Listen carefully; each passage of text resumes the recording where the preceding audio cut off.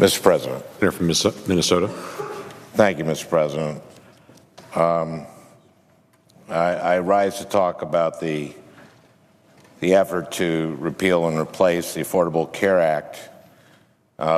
Before I begin, I want to thank Senator Hirono for sharing her story and for leading us all here in this discussion tonight. I also want to thank the presiding officer who has been listening, and I appreciate that. I really do. In recent days, we have finally gotten to see the plan that 13 Republican senators have been working on in secret and behind closed doors. You know, I really thought the Senate bill would be better. I thought it'd be better than the House version that was passed. Even Senator Burr said of the House bill that it was, quote, dead on arrival, unquote, in the Senate. But unfortunately, the Senate plan is just as bad. The Nonpartisan Congressional Budget Office announced just today that under the Senate plan, 22 million more Americans would be uninsured. That has consequences.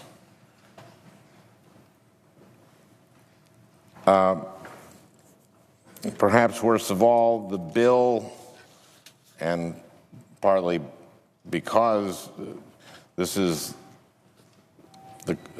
causes the reduction in number of Americans who would be covered, the bill ends the Medicaid expansion and cuts the funding for the Medicaid program by nearly $800 billion, a program that has been a vital part of our social fabric since 1965. This bill, and I don't like to say this, but it is mean. The president said that of the House bill. I don't like to characterize something that way, but it is mean and would have far-reaching effects for millions of Americans across the country. This past weekend, I hosted a health care forum in Burnsville, Minnesota. It's a suburb south of Minneapolis, of the Twin Cities. It was on the importance of Medicaid and how the Republican plans cuts, these devastating cuts, would affect Minnesotans. Over 230 people showed up to share their stories about how Medicaid had changed their lives, and it was very moving. I take, for example, and I think it's really important to tell this in terms of, not in numbers, and the numbers are pretty stark, but in terms of people. This one story was, and Brandon and his mom spoke, Brandon and Sherry. They're both from Burnsville. Now, Brandon here was born 15 weeks premature. He weighed just 1 pound, 13 and a half ounces. He was so small that his parents' wedding ring could slide on his arm. He was also born with cerebral palsy and hydrocephalus, which is a condition that causes fluid to collect in his brain, in Brandon's brain, which results in brain damage. Brandon's now 17, and he got up at the event. He had to with a walker. And he told about, he was taken immediately to Mayo Clinic in Rochester. He was born in the Twin Cities. Mayo said his case was too complicated to handle. So they sent him back to the Twin Cities to Gillette, which is a children's hospital. It's a great children's hospital, a great hospital. Within 24 hours of his birth, the hospital told Brandon's parents that his costs were already over $1 million. A terrifying addendum to what must have been a harrowing experience.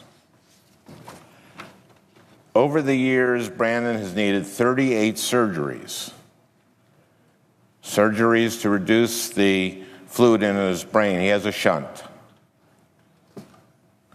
Surgeries to strengthen out his legs. Eye surgeries, and more. He's also needed physical therapy, extensive physical therapy, occupational therapy, speech therapy. And across his lifetime needed other interventions to help him do basic tasks like eat and now walk. He couldn't turn over. He couldn't do the things that babies do, that we parents and grandparents relish in every day. But guess what? He's thriving. In fact, he just passed his first college course at Dakota County Technical College. He proudly told me and the rest of us that that he got an A-. And he hopes someday to get a job at Gillette Children's Hospital, the very place that provided him with the unique and high-quality care that he's needed over the years. But all this has been possible because Brandon and his family were able to get health insurance through Medicaid. Sherry, Brandon's mom, said, quote, "If we didn't have Medicaid, Brandon probably wouldn't be here," meaning at our forum. And he certainly wouldn't be doing as well as he's doing, end quote. Brandon similarly noted that, quote, "Kids with special needs are referred to as special needs, and I like to think I'm pretty special. I also like to think our needs are also special depending on the kind of care we need, and that's what Medicaid provides," end quote. I really believe that all of us here tonight must do all that we can to protect these kids, and protect their families, and everyone who relies on Medicaid. And I sincerely believe that that means we have to defeat this bill. Now, my colleague, Senator Hirono, stated last week that, quote, "We are all one diagnosis away from a serious illness," end quote. And that's the case. And you know what else? We are also just one accident away from a life-changing injury. Another Minnesotan, Deborah, shared her story with my office. She described to me a car crash and subsequent traumatic brain injury that she survived in 2012. She explained that, quote, "It was just another day.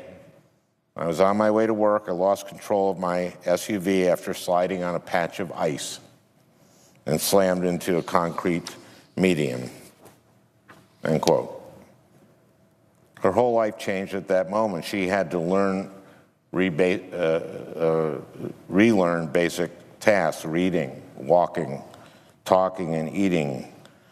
But all of it was possible because of the home and community-based services that she was able to receive through Medicaid.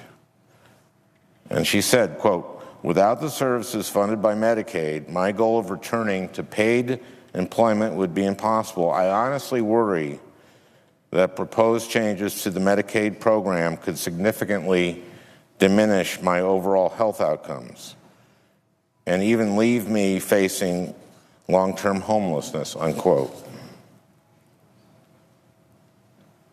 As my colleagues and people at home watching this debate well know, this week could prove to be an extremely consequential week in the history of this country.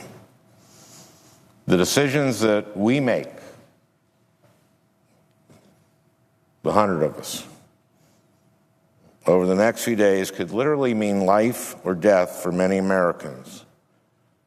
Lives are on the line. Tomorrow, I will give a speech that's more about the data. And we've heard about some of that, but there is a study in the New England Journal of Medicine that came out this week that says that Medicaid, having insurance, improves people's lives, and that for every 300 to 800, this isn't precise, but for every 300 to 800 who would lose health care, would lose Medicaid, there'll be a death, a premature death. This is a study I would really like all my colleagues. It's going to be summarized in the New Yorker by an article by Atul Gawande, that the effect of this, having insurance, doesn't mean, this isn't about dramatic emergencies. This is about especially things like diabetes and heart illness and cancer. That day to day, having access, because you have insurance, to care improves the health of people. And it extends mortality. This is real stuff. This is really serious, what we are doing. I strongly urge my Republican colleagues to talk with their constituents about the bill that was drafted. And again, it was behind closed doors, and many of my colleagues have not, my Republican colleagues didn't even see it till last week. I urge them to talk to their constituents about the consequences this bill would have for seniors, for children, and parents who have Medicaid coverage.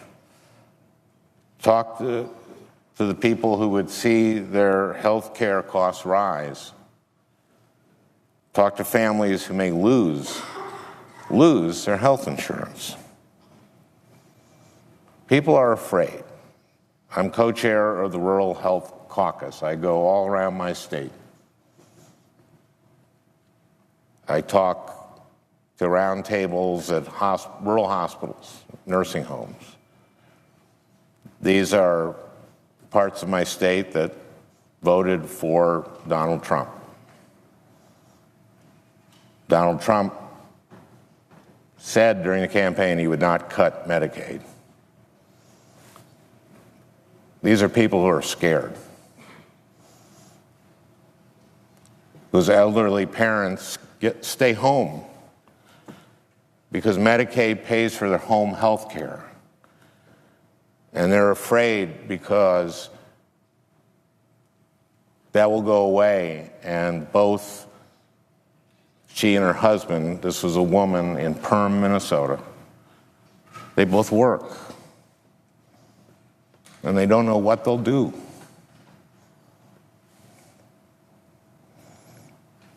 Please listen to your constituents.